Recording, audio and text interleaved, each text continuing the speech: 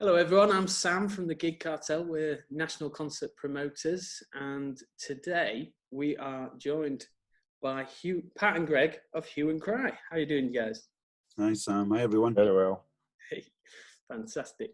And today we're going to be talking about music venues because, as many of you will be aware, the Music Venue Trust at present are trying to raise funds to save about 556 music venues, which are at risk of closure if they can't raise funds. And Pat and Greg have kindly agreed to talk to us about some of their favourite music venues, some of the venues they love to play in, ones from the past where they remember great gigs. And we're going to kick straight into this now, if you're ready, guys. Yes. Fantastic. So I thought we could kick off maybe, but if we cast our minds back to sort of mid-80s, late 80s, kind of when you guys were kicking off your careers, which music venues do young Pat and Greg remember being particularly excited to play in those early years? Well, for me, I guess one of the most iconic venues for us was the Sheffield Lead Mill, because we were a young band trying to make a name for ourselves, and our record company were a small record company, and they had worked with a producer who'd worked with Glenn Guthrie in 4th and Broadway and New York's a dance label, and they flew him over to see us. And the day that he was in London was the day we were playing the Sheffield Lead Mill. So he came up to Sheffield, this poor New Yorker, never been in Sheffield in his life, I don't think. And then we went on stage at the Lead Mill, and he came backstage and he says, "Yep, I'm up for it. I think you've got something." So that, for me, back in the day, before even we recorded Labour Love, Harvey Goldberg, the New York producer, coming up to Sheffield to see us play the Lead Mill was quite an important moment for us. Fantastic. And of course, the Sheffield Lead Mill is, as it happens, on the sort of endangered venues list, and they're currently fighting for survival and fundraising. So that goes to show just how widespread this issue is in terms of lots of venues fighting for survival at present. And Pat, would you agree with that one with Greg, or is there other venues as well from that era? Totally. The one I remember from that era, well, the two I remember from that era are London venues. One which was the WAG Club, which was a very sort of famous, cool, stylish club. And then, but the one I think I remember most of all was when we played Ronnie Scott's, which is the kind of the classic jazz venue from, I think, from the 50s, maybe even earlier 40s, Gregory, 50s, 60s. And it was just me and him doing piano vocal. And we nailed, I mean, it's one of these things where you remember we really nailed that gig. We were both in top form. And I just remember looking out across all the classic little red lights, little sort of cascade of them in front of you, people having their chicken in a basket, whatever they were having. But we just completely nailed it. And I thought, this is quite good.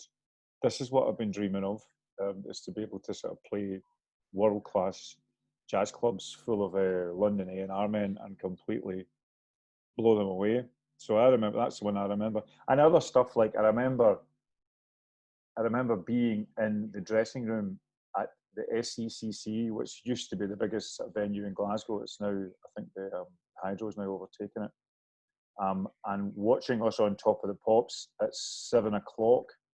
And then afterwards, right afterwards, after it finished, going on to support U2. That's rock and roll, mate. Fantastic. I mean, it just sort of hammers it home, doesn't it? Because how important those venues were for you guys at that time. And there's obviously like a lot of younger bands, and it would be sort of really a huge shame to lose these kind of cultural spaces. They're so important to the arts. And I mean, what would it mean? Do you know what I mean, for bands to not have for 556 venues to not be there at a local level, and for new acts? Do you know what I mean? It would be disastrous. It would be devastating for us. I mean, Glasgow, where I am, Pat's in London, but Glasgow is a UNESCO City of Music. So there's a whole umbrella organisation called UNESCO that look after or promote cities that qualify for being a UNESCO City of Music. And Glasgow does qualify. I mean, Glasgow's got so many iconic venues. King Tut's, obviously. There's Bar Block. I mean, I could go on here forever, these small venues. But they mean so much to the bands. The Hug and Pint, the Great Western Road. There's a route and there's a journey that most bands take where, you know, it was, I think, unfairly called the toilet tour. You would do these tours and you would either support slightly bigger bands and you'd garner a crowd. So it's a real important route to success for bands to start at the bottom. And so we were lucky that we didn't really start at the very bottom. We would piggyback on other bands playing these slightly larger venues of 300, 400, 500, but it's still a tried and trusted route to success, these venues. They're integral and they're so important for every band's success. I mean, I remember going to see a wee band called Coldplay in King Tut's, and there was 25 people there. I liked them because they reminded me a wee bit of Jeff Buckley, and Jeff Buckley just died. And a lot of people slagged Coldplay because they were just ripping off Grace and Jeff Buckley, but I thought it was quite good for them to kind of keep that vibe alive. So when I went to see them, there was 25 people there, and look where they ended up. And King Tut's holds 300. It's very uncomfortable at 300. You know, it should be 250, but they just cram them in. So these small venues, as I've said before, are so important for every band's career. Absolutely. I mean, unfortunately, there are about 4 venues in Glasgow alone that have asked for support from this fundraising. How much money do you think are you hoping to raise, Sam? Well, we're just joining efforts to fundraise.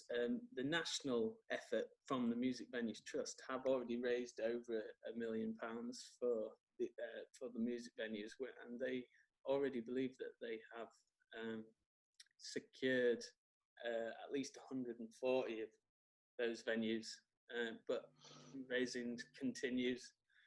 £1 million doesn't sound like an awful lot of money to me.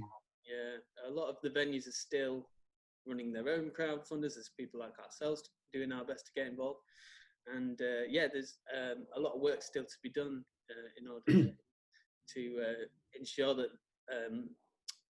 these spaces still exist for everyone at the end of this pandemic. The thing is, Sam, I wonder if, I mean, obviously you're going to do the best that you can do with your money, but I wonder if there's maybe a wee bit of resource that could be devoted to thinking through what it means to play live music in a pandemic age, when we're going to be going in and out of buildings, we're going in and out of quarantine.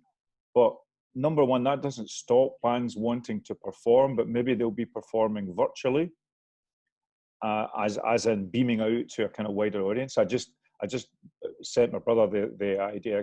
Travis Scott was in Fortnite and played to about 15 million people as a computer, and that's obviously way off in the extreme. But nevertheless, why couldn't King Tut's, be, if the bands themselves have checked out, if they've done their due diligence on their infectedness and their immunity and all the rest of it. So that's another factor. You can't come back to be the musicians if you're just going to reinfect yourself. But presumably sort all that out. These venues could be places that people still play. They just stream it down the channels. And then we have to get people used to the idea that it's pay-per-view. So we have to kind of slightly argue that with the public, or make a case for the public that they've got to maybe think about paying for things that they hadn't paid for before. Otherwise, there is no live music business, But then we get a break for 6 months, or I don't know, 6 weeks, 2 months. But we've got to try and create a structure that allows a fluid movement between these two states of affairs and still allows live performance to happen. I mean, people are searching out great performances online all the time during lockdown from the past. I mean, I don't know how many times I've listened to the Stevie Wonder German 1974 concert. I must have listened to it about 20 times because it's so damn good. So it's not as if there's no appetite for for sheer gritty, unrepeatable live performance. We'll have to just figure out the gig infrastructure, virtual and actual, that can service it. And I don't think that's beyond the wit of man, woman, or technologist. I think we can go on with it. So just put a wee note in your cap there. Think about how the next infrastructure, think about how the new music infrastructure happens. Who's going to kick it off, Absolutely. There's a lot of people discussing and looking ahead to what the industry might look like post lockdown, whether it might be reduced capacity, and whether the industry as it is can actually operate, because it costs a lot of money to put on gigs, and can they even be feasible really at reduced capacities? And it's going to be interesting, but I think that there's a lot of smart people in music, isn't there, and wonderful performers, and always an appetite for it. So let's hope we can all pull through this. Absolutely. Well, I mean, if you look back in history, this is people saying there's very similar to the Great Depression in 1929, and there's mass unemployment and a big recession in the horizon. But if you look at some of music history, after that came out vinyl. Vinyl came out. The first commercial release in vinyl was 1930, a year after the Great Recession. Well, there you go. So do you know what I mean? If you look back to history, and then what was it? The other one after the 1979 oil crisis, the Iranian Revolution and all that. What came after that? CD. So music's got a history of, after a huge seismic global event, innovation pushes music through and makes it successful. So the things that you're hinting at, Pat, it's the innovation that's going to come now. Even after September 11th, 2001, between 2002, the reason I know all this is I'm on the board of the Scottish Music Industry Association, so I've been studying this. Impressive wingspan. After 2001, from 2002 to 2008 was the biggest rise in number of people attending gigs, because they weren't allowed to fly a year after 9/11. And we're in the same boat. So I mean, not that I'm wildly optimistic, but music business, has a tendency to innovate and get itself out and get itself into a different place and be even more successful. So I mean, live streaming is going to be the thing next year. If they're doing it personally or they're doing it from venues. I like branding a live stream from a venue. There's a company called Stage It, have been doing it for a few years, and it's been quite successful. But I think live streaming is going to be the innovation. And if these venues, I mean, Pat and I have been looking at the problem we've got. I'm in Glasgow, Pat's in London, and we wanted to play live for people, but it's just the bandwidth's not there. And we looked at something called Lola, which is a thing developed by the conservatoires in Italy and in London. And they come up with a way of classical musicians performing live, because they need to have no latency, because the music they play is really quite complex. It needs to be no latency. But it was all dependent on the connections. Some of the hardware requirements to set it up was mind-blowing, a huge investment. So to go along with your thing, Pat, if these venues could find a fund or a grant to get their infrastructure really high end to do what you want to do, Pat, because that needs to happen, then that would attract the bands to the venues, because the bands can't afford, or they're like me, they've got a Wi-Fi, a consumer-based Wi-Fi, not a business Wi-Fi, in their homes and their flats and rehearsal rooms. So if the venues, that was the lure for some of these young venues or smaller venues, was the infrastructure and the capacity of the infrastructure. The bands would go there, say, well, we can perform here, and there's going to be no buffering, the audio is going to be great, blah, blah, blah. So maybe that will be the innovation that's going to help these small venues. If you want any more history, I could go all day. But in my capacity as a kind of industry leader in Scotland, the music business innovates and pushes out of these situations. Historically, it's done it many times. It's an optimistic story, brother. Mm-hmm. Like that. And just to pull things back a little bit to the sort of music venue kind of things. So you guys, of course, are hoping to be celebrating 30 years of Stars Crash Down next year. Next year, yeah. And do you think that, hopefully you'll be able to do some live shows, and which venues might you be? Can you reveal any that you might be hoping to play at? Well, again, the wonderful thing, not wonderful thing, but all the gigs we had this year have not been cancelled, they've been postponed, Sam. So I think everybody's in the same boat. The gigs have been postponed to 2021. So 2021 looks as though it's going to be a massive year for live music, because everybody's postponing their gigs to then. So, I mean, the places that we're playing, I mean, I like that Darwin gig, Pat. I love that wee hall in Darwin. Library Theatre. Oh, I love that wee gig. So we'll be playing there next year. What's the Carlisle one? What's the train station one we play in Carlisle? And we play on the platform. Was that Morecambe? Yes, that's right. That's right. It's a converted railway station. Yes. I mean, it's difficult to remember all the names of them, Sam, because Pat and I do 40, 50 gigs a year. But yeah, there's all those venues between 300 and 500 have been our lifeblood over the last 10 years. You know, we play these bigger festivals in front of tens of thousands of people, but we come back and the gigs are about our size, 300 to 500. They're mobbed, they're sold out because we get exposed to these larger crowds. But yeah, for me, the Darwin Theatres, I love going there. That one that's the train station, and I think it's in Morecambe. Is it in Morecambe? The old train station in Morecambe. And there's one in Carlisle that we play all the time, which is great as well. And the ones in Wales, those pubs that we play down in Wales are crazy. Yeah, they're right in your face. You love them. They're a bit intimidating for me, but you're up for it. I'm up for it. If I take my Liza Minnelli pills, I'm definitely up for it. Yeah. Are you going to let us tempt you back to Home Firth Picturedrome at some point? Oh yes, I love the Home Firth Picturedrome. I get envious when I see some of our friends. Justin plays that a lot, Pat, and Craig Charles takes his soul thing down there as well. So I'd love to go back. Big high stage.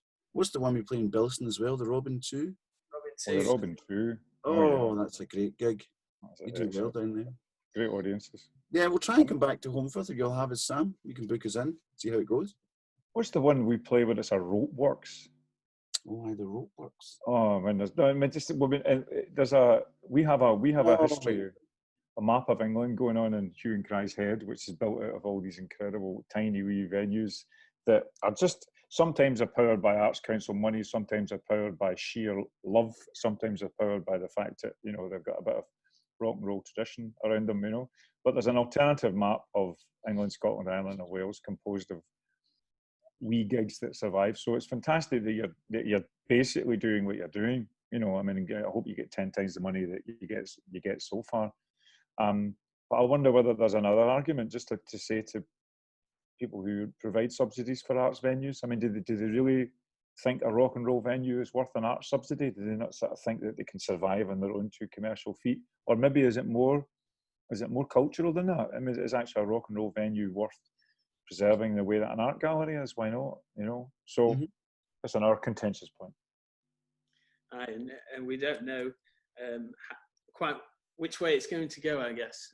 But it's going to, as you guys have touched upon, there's a lot of creative brains, isn't there, in the industry? So let's hope that they can put their thinking caps. Yeah. We can see something positive and people rallying behind these music venues which need their help.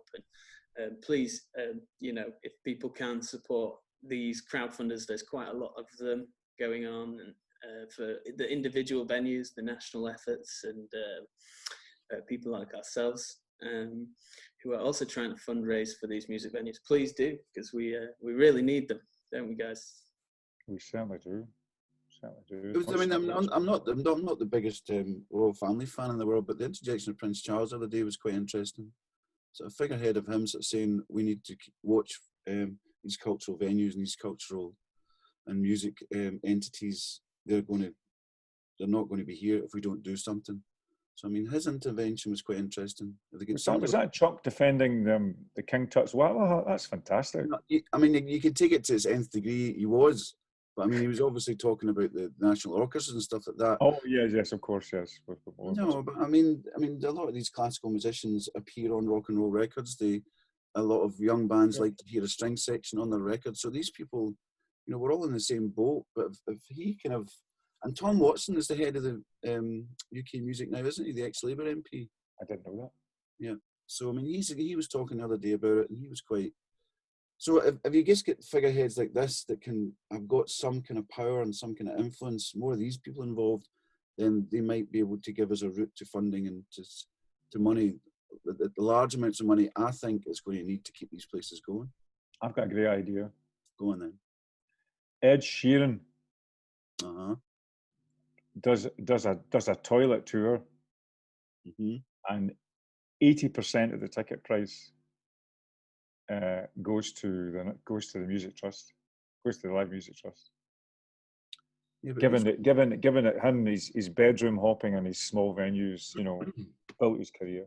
Or maybe a whole load of bands do that, you know, paying homage when we can get back out. Maybe a whole yeah, load. I know what you mean. Right. So when the venues get back out, the bigger bands go back around these smaller venues. And Yeah. so they charge it the ticket they charge, but a percentage of it goes back to support the small venues. There's also a more important function that these small venues are going to need to be there. Is when this all starts to abate a wee bit and people get confident, they're not going to want to gather in huge crowds. They want to gather in smaller crowds to try and get the confidence to then gather in larger crowds. So these smaller venues are going to be really important for the audiences to dip their toe back into going to see gigs. There's not going to be 10,000 at the Hydro in Glasgow. There's going to be 300 in Darwin. There's going to be 300 in King Tut's. There's going to be like 500 or 600 in Holmfirth. That's the kind of dipping their toe into to see if they still feel confident. So that's the role that these smaller venues, it's going to be quite an important role going forward, actually. So that's another reason to keep them and support them. Absolutely. And thanks so much for spending some time with us today, guys, to talk about these music venues and the issues that they're currently facing. We are running a little bit short on time now, so we might have to start wrapping it up. But right. Lockdown is treating you well, and you're both staying safe. And are you managing to write much music? Or are you? Well, we were very lucky that we wrote our whole new album before it started, just before it all locked down. So I've got 18 songs lying on my hard drive. We've built a synth palace up here. When you contacted me, I was busy mucking about with my Muga grandmother to try and get a suitable synth lead sound for one of our songs. So I'm beavering away up here. I've got lots of guide vocals I can use that Pat's already given me. No, we're good. I've also got a young child, so I'm homeschooling, like most musicians have to deal with as well. Kind of enjoying that too, to be honest. But just trying to seriously manage my time. And initially we thought, great, it's all this free time to practice, but no, it's not really worked out like that. There's lots of other people need your time to help them get through all this. So yeah, just as I said, just planning and scheduling your days has been quite a kind of workload for me. And I've been working so hard on my personal appearance that I have a 6-pack, like a box of Duplo bricks.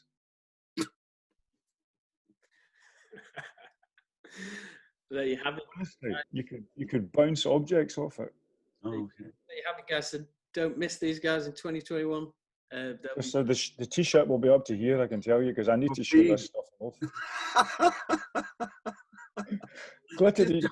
glittery shorts and a high t-shirt. Just wait. We'll put a print screen of that in. I said, I would show you, but I'm not quite there yet. I was going to say, you're going to set yourself up for a fall there, big un. Got one of those rubber suits. Right, come on, 3 of his guts out for the end of it. No, I can't show it. It would depress you both to see how magnificent it is. Wait to get back to my ginger nuts, right then. Thanks so much for joining both guys. Bye, Sam. Good luck, Sam.